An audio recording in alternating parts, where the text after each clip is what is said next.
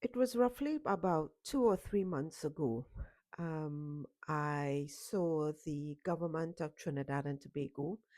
I believe it was the Ministry of Health or the Minister of Health talking about the revise of the nutritional or dietary recommendations in schools or for the population in general.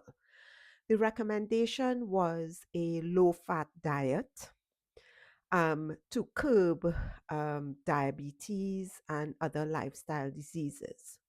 Now, I'm not sure where that information came from because it was not too long after the um, not JFK, Robert Kennedy in the United States revised the food plate and advised that we should add more fat, or at least add fat into our diets, and that fat should be of good sources, not seed oils, butter, whole fat milk, which is something as a natural health practitioner or anyone in the field of natural health will agree with. Now, let's look at a low fat diet. Low fat diets typically strip the foods of flavor. Fat is flavor, and it replaces it because once you take the fat out, there's no flavor. Nobody is going to eat it. They usually replace it with sugar.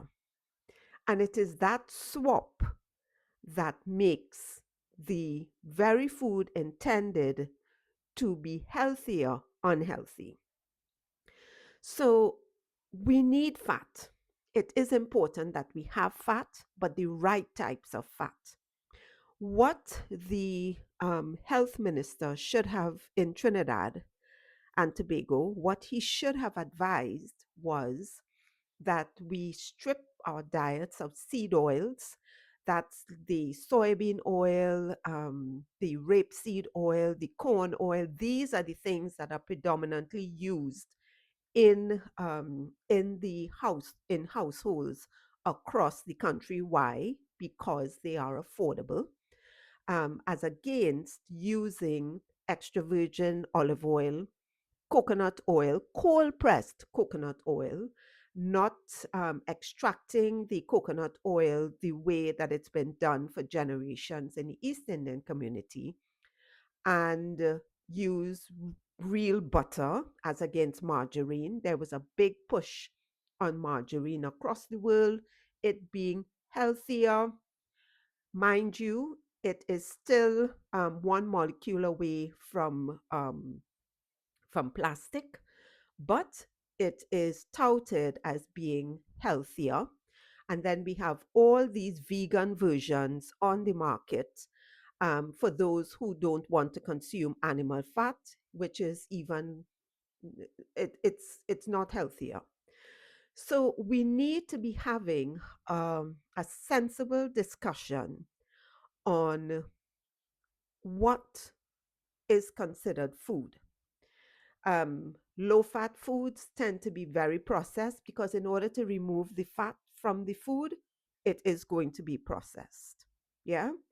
So, time to ditch that old construct. There are studies, and this is why I'm questioning where did the information come from.